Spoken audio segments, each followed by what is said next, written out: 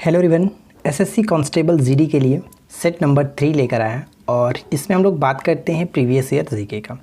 तो जैसा कि आपको पता है कि 2019 में जो एग्ज़ाम्स हुआ था उसमें जीके का लेवल किस तरह से पूछा गया था। आपने पेपर दिया हुआ तो आपको पता है। अदरवाइज़ मैं आपको यहाँ पे क्वेश्चन दिखाऊंगा, साथ साथ उनका एक्सप्लेनेशन भी करेंगे ताकि एक क्वेश्चन से आपको अधिक से अधिक क्वेश्चन मिल सके। ठीक है, तो चलिए शुरू करते हैं। एंड तक वीडियो को ज़रूर देखें। शुरू करते हैं। आगे बढ़ने से पहले मैं आपको बता दूं कि अगर आपकी मैथ्स वीक है और आप मैथ्स की प्रिपरेशन अच्छे तरीके से करना चाहते हैं ताकि आपका जीडी अच्छे तरीके से क्लियर हो जाए, तो आपके लिए मैथ्स का कोर्स बनाया गया जो कि फ्रेंड्स मात्र 199 में आपको पूरे मैथ्स के चैप्टर को अच्छे तरीके से बारीकी से सिखाया गया। हमारे एप्लीकेशंस को डाउनलोड कर लीजिए, वहाँ पर आपको मैथ्स का कोर्स दिख जाएगा, ज्वाइन कर सकते हैं। ठीक है, तो आज ही ज्वाइन करें और आज ही से मैथ्स करना शुरू करें। फर्स्ट क्वेश्चन ये पूछा गया था कि महिला विजेताओं को दिया जाने वाला फर्स्ट लेडीज़ अवार्ड किस मंत्रालय की पहल है। फर्स्ट लेडीज़ अवार्ड किस मंत्रालय की पहल है? तो राइट आंसर हो जाएगा ऑप्शन बी, महिला और बाल विकास मंत्रालय। ध्यान दीजिएगा, यहाँ पे हम कुछ पॉइंट समझने वाले हैं। देखिए, महिला एवं बाल विकास जो मंत्रालय है ये पहले मानव संसाधन विकास मंत्रालय का एक भाग हुआ करता था, एक विभाग हुआ करता था, जिसकी स्थापना 1985 में की गई थी। लेकिन 30 जनवरी 2006 को इसको अलग कर दिया गया, यानी 30 जनवरी 2006 से इसका नाम बनाया गया महिला एवं बाल विकास मंत्रालय। एक अलग मंत्रालय इसको बनाया गया। ठीक है, जिसका उद्देश्य क्या था कि महिलाओं एवं बच्चों के शारीरिक एवं मानसिक विकास के लिए काम करना था। ठीक है, तो ये आपको ध्यान में रखना है। अगर हम सिर्फ और सिर्फ बात करें कि महिला एवं बाल विकास मंत्रालय का स्थापना कब हुआ या फिर अस्तित्व में कब आया, तो ये 2006 से इसको ध्यान रखेंगे। ठीक है, 2006 से। चलिए आगे बढ़ते हैं। सेकेंड क्वेश्चन है, भारतीय संविधान में मौलिक अधिकार की जो अवधारणा है, यानी मौलिक अधिकारों की जो अवधारणा है, निम्नलिखित में से किस देश के संविधान से लिया गया?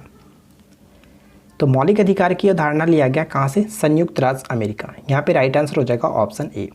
इससे पहले के 2 वीडियो में भी इस टाइप के प्रश्न पूछे गए, आपने देखा होगा। हर शिफ्ट में यहाँ से क्वेश्चंस पूछे जा रहे थे विदेशी स्रोत से, तो आपको विदेशी स्रोत को अच्छे तरीके से याद कर लेना है। ठीक है ना। अब अगर हम बात करें यूनाइटेड किंगडम यानी कि ब्रिटेन से क्या क्या चीज़ें ग्रहण की गई है, जो कि अक्सर इंपॉर्टेंट होता है, पूछा जाता है। संसदीय प्रणाली, विधि निर्माण प्रक्रिया, मंत्रिमंडल प्रणाली, एकल नागरिकता, जो कि बहुत इंपॉर्टेंट है, एकल नागरिकता, द्विसदनीय प्रणाली, और साथ ही साथ संसदीय जो विशेषाधिकार है वो भी यूनाइटेड किंगडम यानी कि ब्रिटेन से ग्रहण किया गया।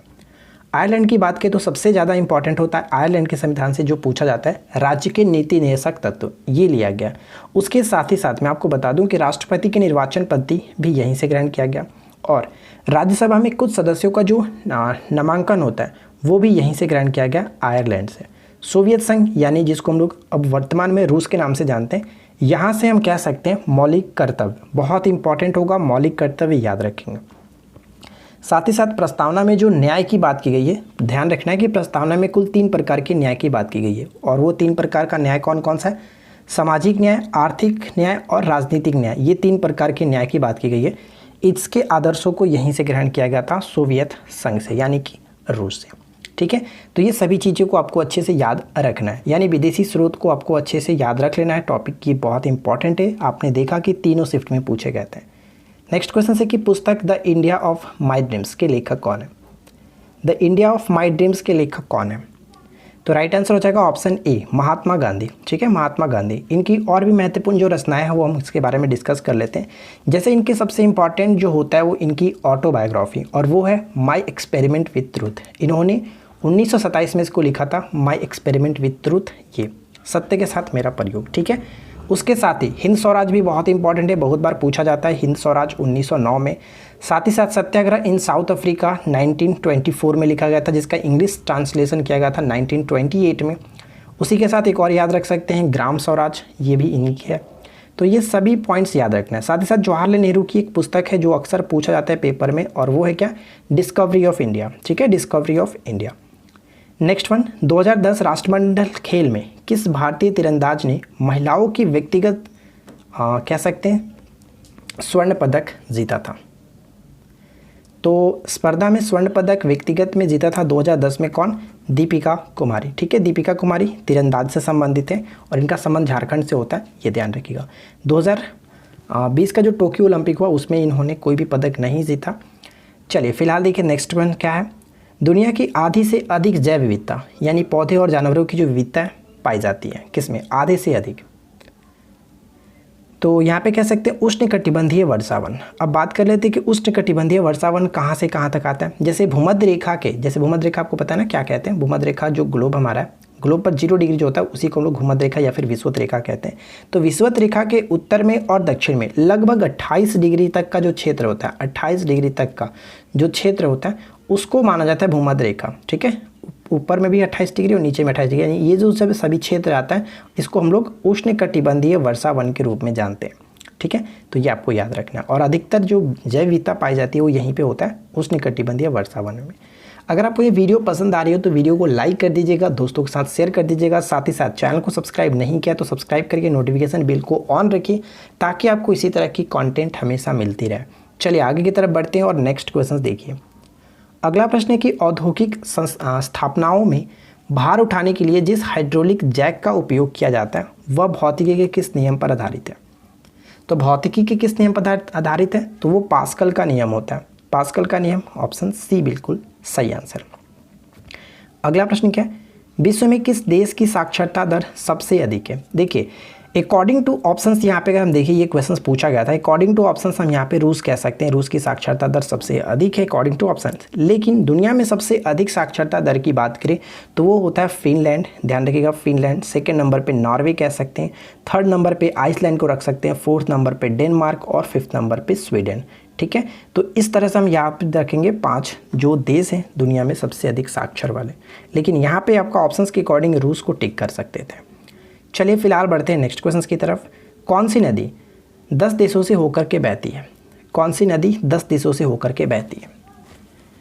तो यहाँ पे कह सकते हैं जो डेन्यूब नदी है, जैसे यूरोप की दूसरी सबसे बड़ी नदी मानी जाती है डेन्यूब, ये 10 देशों से होकर के गुजरती है। ठीक है, ये ध्यान रखना है। और यूरोप की सबसे बड़ी नदी के रूप में हम लोगों ने कल की वीडियो में देखा था, पूछा गया था नदी से संबंधित, यानी कि सेकंड शिफ्ट में। ठीक है, आज का ये वीडियो हमारा थर्ड शिफ्ट है, फर्स्ट डे का थर्ड शिफ्ट में। तो सेकंड शिफ्ट में भी क्वेश्चंस पूछा गया था, जो कि कह सकते हैं यूरोप की सबसे बड़ी नदी होती है वोल्गा नदी।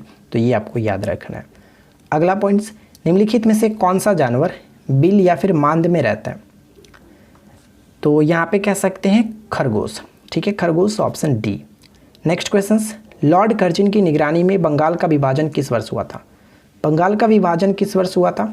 तो लॉर्ड कर्जन के समय में इनका शासनकाल क्या था, 1899 से 1905। ये तो ध्यान रखना है क्योंकि ये बहुत बार पूछा जाता है इनसे संबंधित क्वेश्चंस। तो ध्यान रखिएगा 1905 तक इनका शासनकाल था और 1905 में इन्होंने जो कि बंगाल का विभाजन हुआ था इन्हीं के समय में, ऑप्शन ए करेक्ट होगा। साथ ही साथ यहाँ पे कुछ और भी पॉइंट्स दिए गए, जैसे बंगाल विभाजन का जो प्रस्ताव है वो 3 दिसंबर 1903 को ब्रिटिश संसद में रखा गया था। इसकी औपचारिक घोषणा जो की गई थी वो 19 जुलाई 1905 को की गई थी। ये पॉइंट्स याद रखना है कि इसकी घोषणा कब की गई थी, यानी बंगाल विभाजन की घोषणा कब की गई थी, 19 जुलाई 1905 को। इसका उद्देश्य क्या था, यानी बंगाल विभाजन का उद्देश्य इनके लिए क्या था, तो बंगाल प्रेसिडेंसी में फैल रहे राष्ट्रवाद को विभाजन करना था बंगाल विभाजन का मेन पर्पस। बंगाल विभाजन कब प्रभावी हुआ, तो 16 अक्टूबर 1905 से ये प्रभावी हो चुका था और इस दिन को रविन्द्रनाथ टैगोर ने रक्षाबंधन के रूप में मनाने की सलाह दी थी। तो ये सभी चीज़ याद रखना है, ठीक है। चलिए आगे बढ़ते हैं। नेक्स्ट क्वेश्चन है कि भारतीय खाद्य निगम यानी कि FCI की स्थापना कब की गई थी। फूड कॉरपोरेशन ऑफ इंडिया, तो इसकी स्थापना 1965 ठीक है, 1965। अगला प्रश्न, भारतीय संसद में दिवाला और दिवालियापन संहिता विधेयक किस वर्ष पारित किया गया था। तो दिवाला और दिवालियापन संहिता विधेयक पारित किया गया था 2016 में, ठीक है, 2016 में। ऑप्शन हम यहाँ पे बी को टिक करेंगे। साथ ही साथ आपको ये भी याद रखना है कि हाल ही में सरकार ने लोकसभा में दिवालिया या फिर दिवालियापन संहिता 2021 को भी पेश किया है, ये आपको याद रखना है। नेक्स्ट क्वेश्चन देखिए, किस भारतीय को भारत सरकार के लिए 10 बार बजट प्रस्तुत करने का गौरव हासिल हुआ। 10 बार बजट प्रस्तुत करने का गौरव प्राप्त हुआ, वो है मोरारजी देसाई। सी करेक्ट है, मोरारजी देसाई। यदि किसी देश में बजट घाटा है और यह स्थिति लंबे समय तक बनी रहती है तो इसका परिणाम क्या होगा। इसका परिणाम हो सकता है कि बढ़ता कर्ज, ठीक है, बढ़ता कर्ज, ऑप्शन सी। नेक्स्ट क्वेश्चन देखिए क्या है। अगला प्रश्न ये कह रहा है कि नोंगकर्म नृत्य उत्सव किस भारतीय राज्य में मनाया जाने वाला एक पारंपरिक नृत्य है। नोंगकर्म, तो नोंगकर्म नृत्य का संबंध हो जाता है मेघालय से, मेघालय, ऑप्शन बी। यहाँ पे पढ़ सकते हैं शिलोंग और खयांग में, यानी कि शिलोंग के खयांग में जो खासी हिल्स के निवासियों द्वारा महान उत्सव के साथ मनाया जाता है, उल्लास के साथ, उत्साह के साथ मनाया जाता है। और अनूठा नृत्य स्वदेशी खासी जो जनजाति है, इसके उप जनजाति हीमा खिरिम, ठीक है, हीमा खिरिम के सदस्यों के द्वारा ये किया जाता है। तो ये भी आपको याद रखना है, कहीं ना कहीं पूछा जा सकता है। चलिए अगला प्रश्न देखिए, दिसंबर 1929 के दौरान कांग्रेस के किस सत्र में 26 जनवरी को पूर्ण स्वराज के दिन के रूप में किया गया, यानी पूर्ण स्वराज दिन के रूप में तय किया गया, जिसे बाद में संविधान अपनाने की तारीख के रूप में निर्धारित किया गया था। तो वो कौन सा सत्र था? तो लाहौर सत्र था, जिसकी अध्यक्षता जवाहरलाल नेहरू कर रहे थे, ठीक है, जवाहरलाल नेहरू। और जवाहरलाल नेहरू की ये पहली अध्यक्षता थी 1929 की लाहौर अधिवेशन, ठीक है। आगे देखिए नेक्स्ट प्रश्न, नज्म उल बहरैन पुस्तक किसने लिखने वाला मुगल शासक कौन था? नज्म उल बहरैन, तो ये पुस्तक लिखा गया किसके द्वारा? दारा शिकोह। ऑप्शन डी को टिक करेंगे, दारा शिकोह। ये बहुत अच्छा प्रश्न है, इसको याद रखेंगे। आगे बढ़ते हैं। नेक्स्ट वन है कि नॉर्वे का सबसे प्रतिष्ठित पुरस्कार नॉर्वे नेशनल अवार्ड पाने वाले पहले भारतीय कौन थे? नॉर्वे नेशनल अवार्ड पाने वाले पहले भारतीय कौन थे? तो इसका नाम है, कह सकते हैं, Adil Hussain. Adil Hussain, option A right answer होगा। नेक्स्ट क्वेश्चन, पैरालंपिक स्वर्ण पदक जीतने वाले पहले भारतीय कौन है? पैरालंपिक स्वर्ण पदक जीतने वाले पहले भारतीय कौन है?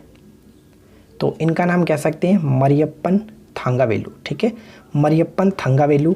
और इनका संबंध किस खेल से है? तो ये भी आपको याद रखना है। इनका संबंध हो जाता है हाई जंपर है, ठीक है, दक्षिण भारत के ये हाई जंपर है। और इन्होंने 2016 में, ध्यान रखिएगा, 2016 का जो ग्रीष्मकालीन रियो डी जेनेरियो ओलंपिक हुआ था उसमें इन्होंने स्वर्ण पदक जीता था, ठीक है, मरियप्पन थांगावेलु। चलिए आगे बढ़ते हैं।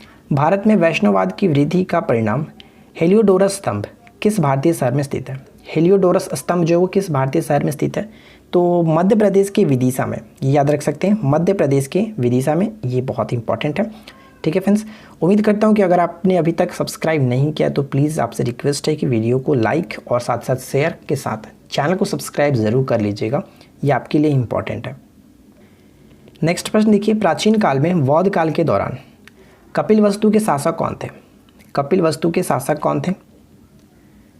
तो आपको पता है कि वैसे भी गौतम बुद्ध जो थे वो शाक्य वंश से, यानी कि शाक्य यहाँ पे करेक्ट होगा, ऑप्शन ए, ठीक है। अगला प्रश्न क्या है? बांगुरुम्बा भारत की किस जनजाति का पारंपरिक नृत्य है? बांगुरुम्बा, बांगुरुम्बा का संबंध हो जाता है बोडो जनजाति, बोडो, ऑप्शन बी करेक्ट है, बोडो, ठीक है। अगला प्रश्न देख लीजिए। नेक्स्ट वन है कि हमारी अतड़ी में पाया जाने वाला बैक्टीरिया कौन सा है जो हमें खाना पचाने में मदद करता है? तो हम यहाँ पे कह सकते हैं क्या होगा राइट आंसर?